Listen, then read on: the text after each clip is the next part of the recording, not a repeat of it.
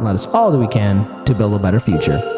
This taking place, and I think many of us were kind of taken aback by this. And my own personal opinion, the Green Party should have had their action, their plans, whatever kind of tactics they were going to use in 2024, ready early on in 2023. Dare I say it, perhaps it's the aftermath of the 2020 election, okay? Because, again, third parties, independent candidates have always been vilified by corporate media. And I know that there are a lot of people who are excited to see Dr. Jill Stein run again for 2024. I have mixed feelings on this because this, once again, seems like the Green Party is wandering around with no plan whatsoever. And I have a little bit of an anger towards the Greens, especially in regards to how they've been conducting themselves, not only at the federal level, but at the state level in regards for fighting for ballot access and running for office. I keep on bringing this up. In the state of Illinois, up until 2010, there was a point through 2010, but after 2010, there was a point where the Illinois Green Party was recognized as a legitimate party here in my state. And as I have said on the show over and over again, to be an independent candidate, to be a Green or Libertarian, you have to get more ballot signatures than your Democratic or Republican colleagues. Illinois is extremely draconian. And with the aftermath of 2016, when Harlan's Media got started in 2017, since my colleague and I, Daniel Lupker, and Harlan's Media, we've been covering independents, the Illinois Libertarians, the Illinois Greens. And in regards to the Illinois Greens and to an extent the Indiana Green Party, it has been nothing but mediocre and lackluster at best. Case in point, the Illinois Libertarian Party was able to secure many of their candidates to be on the ballot for the 2022 midterm election cycle. That's not an easy thing to do. It's an extremely difficult task. I'm only going to speak for the area and district that I voted in. I only saw the Greens on maybe one office that they were running in, perhaps two. Each district in Illinois is different for 2022, but that's what I saw firsthand, and it was extremely disappointing. Very disappointing. So I have to wonder, especially with Dr. Jill Stein making this announcement, what is the overall plan? Because the Greens had an opportunity with Dr. Cornel West to, really build up their infrastructure. He had a name that everyone knew. Jill Stein was part of it. There was Chris Hedges. Kasama Sawant was somewhat involved. And there was an opportunity to perhaps maybe uplift and turn the Green Party into maybe a force to be reckoned with. Then came the Daou effect. And I do have to question Dr. Jill Stein's judgment in running now, because not only did Dr. Cornel West select Peter Daou, Dr. Jill Stein was the one that suggested that, to have Peter Daou part of the Cornel West campaign. And while the Greens do have problems, and they most certainly do, they had access to 18 states to be on the ballot. Dr. Cornel West went from 18 to 0. And now, because of Peter Daou being associated with the West campaign for only about, a month and a half, Daou leaves. And then, of course, just a few weeks afterwards that, Dr. Jill Stein yesterday made an announcement that she's going to run for 2024. Sounds great on paper, but I do have to challenge the judgment for it. Because when I see statements like this from Peter Daou, for example, to everyone saying a third-party indie candidates are a threat to the system, hell yes, they are, and duopoly. And yes, we will be talking about the rest of the third-party and independent candidates and potential candidates. But I do have concerns, and I could just see it perhaps in the back of my mind. Somehow Peter Daou, to some extent, maybe getting involved with the Jill Stein campaign. If that does happen, I'm probably going to laugh. I'm not going to get angry. Because if the Greens aren't going to take this seriously, then I'm just done. The Libertarian Party has put together more coherent candidates and had a more coherent message. Even though I don't agree with a lot of libertarians, all I care about is consistency and your ability to fight for what you believe in. The Greens have been mediocre at best. Now, unfortunately, of course, with Jill Stein making this announcement that she's going to be running again, the vote blue no matter who people are now triggered. they are having their little meltdowns because they want to vilify Dr. Jill Stein as the person that caused Hill Dog to lose to the Orange Cheeto. Well, here's the real truth of it. Let's say Dr. Jill Stein was not in the race. Who's to say that those Green Party voters were going to vote for Hillary Clinton anyways? Hillary Clinton lost because she ran a lackluster campaign. No one liked her, and there are some serious questions about the election integrity of the Democratic primary of 2016. And what everyone tends to forget is Gary Johnson, the Libertarian candidate for 2016, got 3.3% of the vote. Jill Stein got 1.6%? If anyone made a severe impact in regards to earning votes, not stealing votes, it was the Libertarians. But even then, let's say Gary Johnson and Dr. Jill Stein, they weren't on the ballot. Who's to say that collectively, altogether, all their voters were going to vote for either Democrat or Republican? Politics 101 is you have to earn the vote. I want to pull up this video here from Case Study QB, so let's play it for all you beautiful people. And we may be hearing some of those lines repeatedly. You mentioned, we've heard Cornel West, RFK Jr. mentioned here, but Jill Stein also now throwing her hat in the ring again. And Harry, remind us, Harry, in 2016, when she ran, what did that look like in terms of numbers? Yeah, I mean, look, she only got about 1% of the vote nationally in the key swing states as well. But remember how tight that race was. When you look at those key Great Lake battleground states, right, like Michigan, Pennsylvania, Wisconsin, the amount of votes that she got was more than the margin between Hillary Clinton and Donald Trump. So she, in many people's minds, played a bit of a spoiler. And again, when we're looking at such a tight race this time around, any extra addition to the equation throws it into some state of who the heck knows and may make the difference. And we may be hearing some of those. Now, there's there's another video I want to play, because, of course, that is from CNN. But another CNN video came out. Witness to vote blue no matter who people having their little panic attacks because Jill Stein is their boogeyman.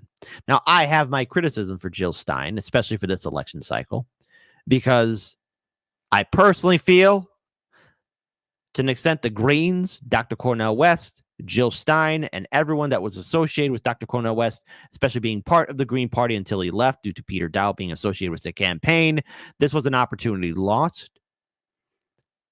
And it's rather late in the game to start building this momentum up. You have to start building your infrastructure. You have to start going out there in front of people and actually going onto social media, pleading your case. Now, maybe Jill Stein can once again rally her following, but it seems almost as though this is an attempt by the Greens to remain relevant and to still get in those lovely donations from people who, yes, want to vote for somebody else that's not Democrat or Republican, but the Greens have done a piss poor job in representing really what they can do.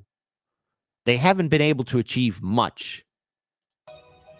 And the climate again and again, while Republicans don't even make such promises in the first place.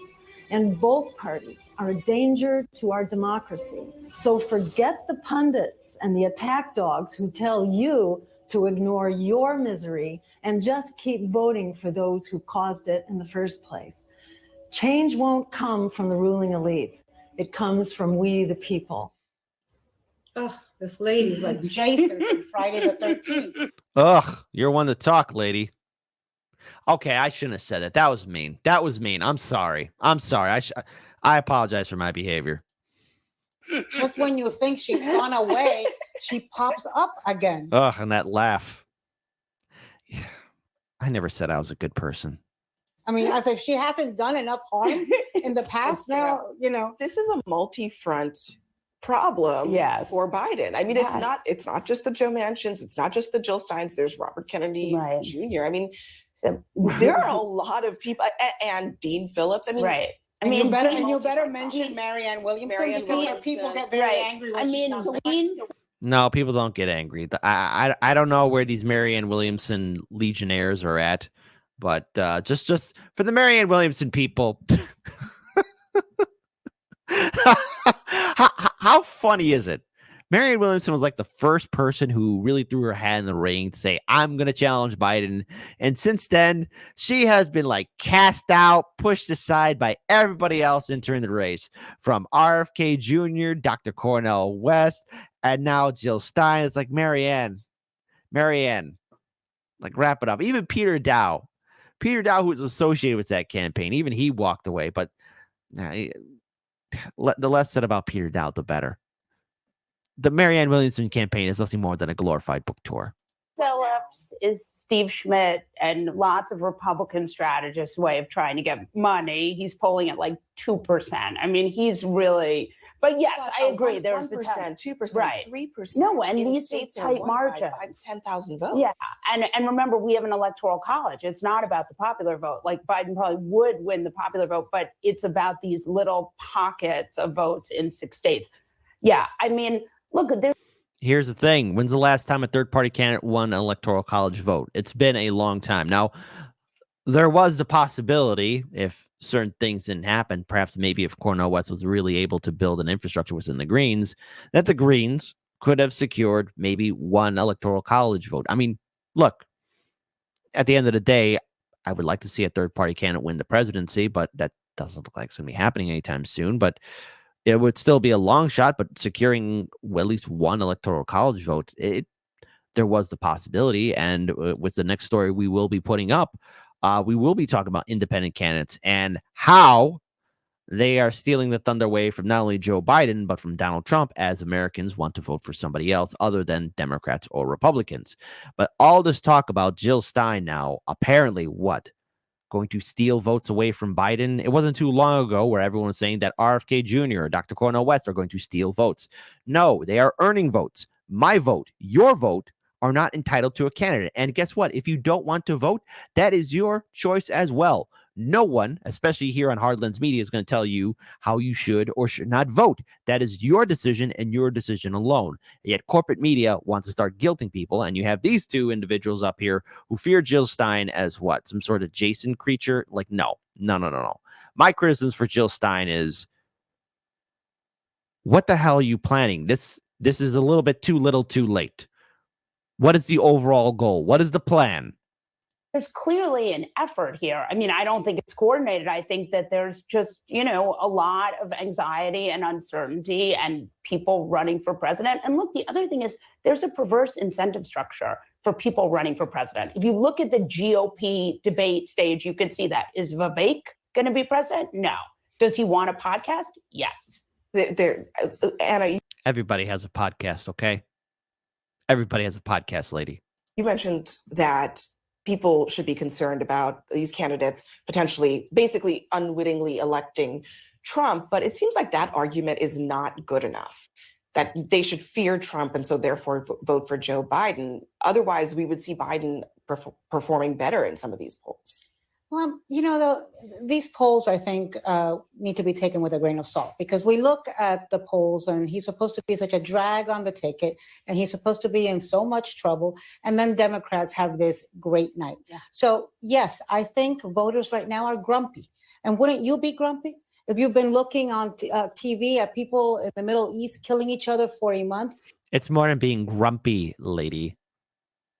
Let's talk about being grumpy. Grumpy.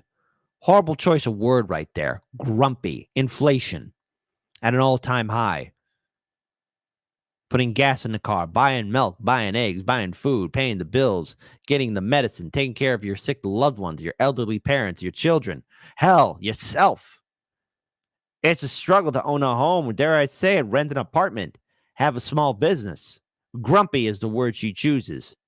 Grumpy at the fact that our politicians are earning six-figure salaries, have gold-plated health care, and other wonderful social benefits. And guess what? They also get to do insider trading. Many of our politicians are millionaires, tiptoeing to the round of becoming billionaires, associated with lobby groups and big pharma and the military-industrial complex and Wall Street and big banks. All of that. Grumpy is the word she uses. Our infrastructure is falling apart. Grumpy on the island of Hawaii, on Maui, the Lahaina community. Most devastating fire in U.S. history. Grumpy. The people of East Palestine, Ohio. 4,000 people exposed to dangerous chemicals. Grumpy. Everywhere else across this country. People struggling. Grumpy. See, this is why no one likes CNN. I'm ever waiting for the day, ever hopeful that at least I'm still alive when I get to see the headline CNN out of business. It would be ever so nice. If you just, feel the malaise that's going around, of course voters are grumpy. But when the rubber hits the road and they have to choose between voting for Joe Biden and Democrats or cuckoo bird Republicans who are constantly fabricating and manufacturing culture wars. So are you going to vote for the actual outrage that is taking away choice from women, or are you going to vote for the manufactured Roe v. Wade died under the Biden-Harris administration. Outrage against Mickey Mouse and drag queens? Yeah, and we'll see. Well, we have to leave it there, but we'll see how that ends up. I agree with you. Polls are polls, votes are votes, which is a totally different thing. Anna and Molly, thank you both very much. So one last thing here. I just want to pull up this video. I just want to play just a few short minutes of it, of Jill Stein making her announcement. People are tired of being thrown under the bus by wealthy elites and their bought politicians. Tired of living paycheck to paycheck, struggling to pay the rent, locked in student debt and medical debt, child poverty doubling, rising diseases of despair, growing hopelessness. The political system is broken. The two Wall Street parties are bought and paid for. Over 60% of us now say the bipartisan establishments failed us, and we need a party that serves the people. I'm Jill Stein, and I'm running for president to offer that choice for the people outside of the failed two-party system. We'll put solutions to the crises we face, crushing inequality, endless war, and climate collapse. And we'll put these front and center in this election and on the ballot across the country. The ruling parties that got us into this mess aren't getting us out. I agree with her words. They're nice. I don't want to play the rest of it, but I'll just keep my analysis short and simple. If we look at the Greens, they have failed at every epic turn. There were moments in which they could have capitalized on the momentum of voter outrage. There was a moment in which the Greens could have systematically brought in change that could have been a bastion of real pushback against the two-party system.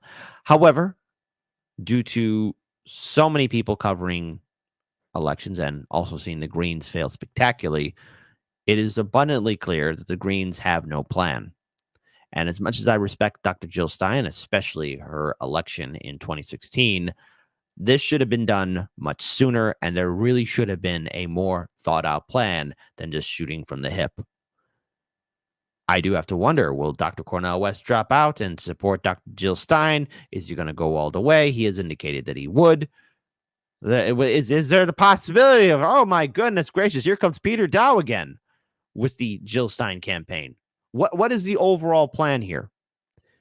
Now, I said on this show that I support independents and third-party candidates, but right now, it seems as though no one has really fully thought out the plan, and they're right now haphazardly just going along. And while there are voters, Americans, who do want to vote for a third-party candidate, if none of you are on the goddamn ballot, then you've wasted everyone's time. Getting on the ballot is key.